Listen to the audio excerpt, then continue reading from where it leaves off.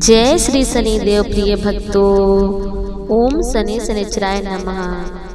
आज हम इस वीडियो में लेकर आए हैं शनि देव व्रत कथा। एक समय स्वर्ग लोक में सूर्य, चंद्रमा, मंगल, बुध, बृहस्पति, शुक्र, शनि, राहु और केतु 9 ग्रहों में आपस में विवाद हो गया कि हम सब में सबसे बड़ा कौन है। सब अपने आप को बड़ा कहते थे।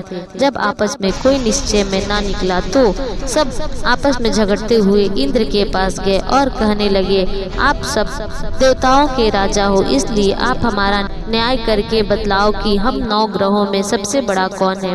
राजा इंद्र इनका प्रश्न सुनकर घबरा गए और कहने लगे कि मुझ में यह सामर्थ्य नहीं है जो कि वो बड़ा या छोटा बतलाऊं।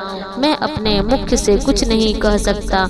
हाँ, एक उपाय है। इस समय पृथ्वी पर राजा विक्रमादित्य सबसे अच्छा और सटीक न्याय करने वाला है, इसलिए तुम सब उन्हीं के पास जाओ, वह सही निर्णय कर देंगे। इंद्र के ये वचन सुनकर देवराज इंद्र सहित सभी ग्रह उज्जैनी नगरी पहुँचे। महल में पहुंचकर जब देवताओं ने उनसे अपना प्रश्न पूछा तो राजा विक्रमादित्य की कुछ देर के लिए परेशान हो उठे, क्योंकि सभी देवता अपनी अपनी शक्तियों के कारण महान थे। किसी को भी छोटा या बड़ा कह देने से उनके क्रोध के प्रकोप से भयंकर हानि पहुंच सकती थी। अचानक राजा विक्रमादित्य को एक उपाय सूझा और उन्होंने विभिन्न धातुओं स्वर्ण, रजत, कांसा, ताम्रा, सीसा, रागा, जस्ता, अभ्रक व लोहे के 9 आसन बनवाए। धातु के गुणों के अनुसार सभी आसनों पर एक दूसरे के पीछे रखवा उन्हें देवताओं को अपने अपने आसनों पर बैठने को कहा। देवताओं के बैठने के बाद राजा विक्रमादित्य ने कहा, आपका निर्णय तो स्वयं हो गया। जो सबसे पहले सिंहासन पर विराजमान है वही सबसे बड़ा है। राजा विक्रम के निर्णय को सुनकर शनि देवता ने सबसे पीछे आसन पर बैठने का कारण अपने को छोटा जानकर क्रोधित होकर कहा, राजा विक्रमादित्य, तुमने मुझे सबसे पीछे बैठाकर मेरा अपमान किया है। तुम मेरी शक्तियों से परिचित नहीं हो, मैं तुम्हारा सर्वनाश कर दूंगा। शनि ने कहा, सूर्य एक राशि पर 1 महीने, चंद्रमा 2.25 दिन, मंगल 1.5 महीने, बुध और शुक्र 1 महीने, बृहस्पति 13 महीने रहते हैं, लेकिन मैं किसी राशि पर 7.5 वर्ष तक रहता हूँ। बड़े बड़े देवताओं को मैंने अपने प्रकोप से पीड़ित किया है। राम को 7.5 के कारण ही वन में जाकर रहना पड़ा और रावण को 7.5 के कारण युद्ध में मृत्यु का शिकार बनना पड़ा। राजा, अब तू भी मेरे प्रकोप से नहीं बच सकोगे। इसके बाद अन्य ग्रहों के देवता तो प्रसन्नता के साथ चले गए, परंतु शनि देव बड़े क्रोध के साथ वहां से विदा हुए। राजा विक्रमादित्य पहले की तरह ही न्याय करते रहे। उनके राज्य में सभी स्त्री पुरुष बहुत आनंद से जीवन यापन कर रहे थे। कुछ दिन ऐसे ही बीत गए। उधर शनि देवता अपने अपमान को भूले नहीं थे। विक्रमादित्य से बदला लेने के लिए एक दिन शनि देव ने घोड़े के व्यापारी का रूप धारण किया और बहुत से घोड़े के साथ उज्जैनी नगरी पहुँचे। राजा विक्रमादित्य ने राज्य में किसी घोड़े के व्यापारी के आने का समाचार सुना तो अपने अश्वपाल को कुछ घोड़े खरीदने के लिए भेजा। घोड़े बहुत कीमती थे। अश्वपाल ने जब वापस लौटकर इस संबंध में बताया तो राजा विक्रमादित्य ने स्वयं आकर एक सुंदर व शक्तिशाली घोड़े को पसंद किया।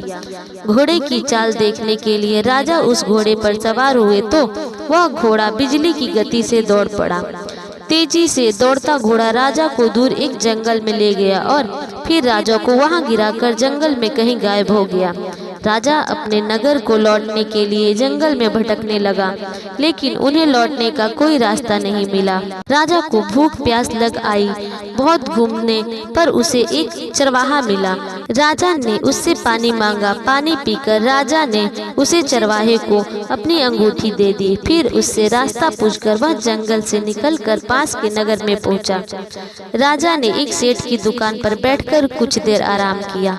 उस सेठ ने राजा से बातचीत की तो राजा ने उसे बताया कि मैं उज्जैनी नगरी से आया हूँ। राजा के कुछ देर दुकान पर बैठने से सेठ जी की बहुत बिक्री हुई। सेठ ने राजा को बहुत भाग्यवान समझा और खुश होकर उसे अपने घर भोजन के लिए ले गया। सेठ के घर में सोने का एक हार खुट्टी पर लटका हुआ था। राजा को उस कमरे में छोड़कर सेठ कुछ देर के लिए बाहर गया। तभी एक आश्चर्यजनक घटना घटी। राजा को देखते देखते सोने के उस हार को खुट्टी निगल गई। सेठ ने कमरे में लौटकर हार को गायब देखा तो चोरी का संदेश राजा को ही किया, क्योंकि उस कमरे में राजा ही अकेला बैठा था। सेठ ने अपने नौकरों से कहा कि इस परदेसी को रस्सी से बांधकर नगर के राजा के पास ले चलो। राजा ने विक्रमादित्य से हार के बारे में पूछा तो उसने बताया कि उसके देखते ही देखते खूंटी ने हार को निगल लिया था। इस पर राजा ने क्रोधित होकर चोरी करने का अपराध में विक्रमादित्य के हाथ पांव काटने का आदेश दे दिया।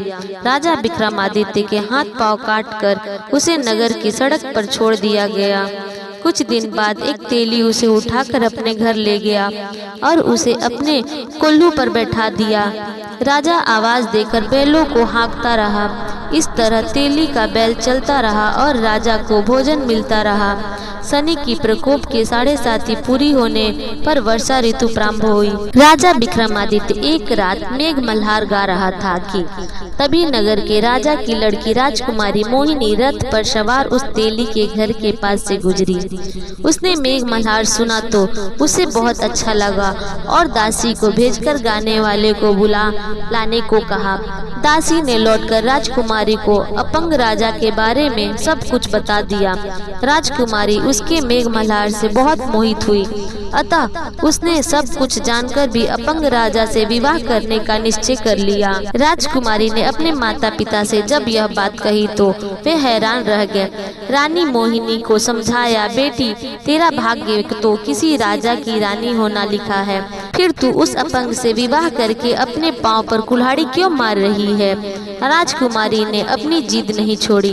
अपनी जिद पूरी कराने के लिए उसने भोजन करना छोड़ दिया और प्राण त्याग देने का निश्चय कर लिया। आखिर राजा रानी को विवश होकर अपंग विक्रमादित्य से राजकुमारी के विवाह कराना पड़ा। विवाह के बाद राजा विक्रमादित्य और राजकुमारी तेली के घर में रहने लगे। उसी रात स्वप्न में शनि देव ने राजा से कहा, राजा तुमने मेरा प्रकोप देख लिया, मैंने तुम्हें अपने अपमान का दंड दिया है। राजा ने शनि देव से क्षमा करने को कहा और प्रार्थना की, हे शनि देव, आपने जितना दुख मुझे दिया है अन्य किसी को ना देना। शनि देव ने कुछ सोचकर कहा, राजा मैं तुम्हारी प्रार्थना स्वीकार करता हूँ। जो कोई स्त्री पुरुष मेरी पूजा करेगा, शनिवार को व्रत करके मेरी व्रत कथा सुनेगा, उस पर मेरी अनुकंपा बनी रहेगी। प्रातः काल राजा विक्रमादित्य की नींद खुली तो अपने हाथ पांव देखकर राजा को बहुत खुशी हुई। उसने मन ही मन शनि देव को प्रणाम किया। राजकुमारी भी राजा के हाथ पांव सही सलामत देखकर आश्चर्य में डूब गई। तब राजा विक्रमादित्य ने अपना परिचय देते हुए शनि देव के प्रकोप की सारी कहानी सुनाई। सेठ को जब इस बात का पता चला तो दौड़ता हुआ तेली के घर पहुंचा और राजा के चरणों में गिरकर क्षमा मांगने लगा। राजा ने उसे क्षमा कर दिया, क्योंकि यह सब तो शनि देव के प्रकोप के कारण हुआ था। सेठ राजा को अपने घर ले गया और उसे भोजन कराया। भोजन करते समय वहाँ एक आश्चर्यजनक घटना घटी। सबके देखते देखते उस खूंटी ने हार उगल दिया। सेठ जी ने अपनी बेटी का विवाह भी राजा के साथ कर दिया और बहुत से स्वर्ण आभूषण धन आदि देकर राजा को विदा किया। राजा विक्रमादित्य राजकुमारी मोहिनी और सेठ की बेटी के साथ उज्जैनी पहुँचे तो नगरवासी ने हर्ष से उनका स्वागत किया। अगले दिन राजा विक्रमादित्य ने पूरे राज्य में घोषणा कराई कि शनि देव सब देवों में सर्वश्रेष्ठ है। प्रत्येक स्त्री पुरुष शनि देव को उनका व्रत करे और व्रत कथा अवश्य सुने। राजा विक्रमादित्य की घोषणा से शनि देव बहुत प्रसन्न हुए। शनि देव का व्रत करने और व्रत कथा सुनने के कारण सभी लोगों की मनोकामनाएं शनि देव की अनुकंपा से पूरी होने लगी। सभी लोग आनंद पूर्वक रहने लगे।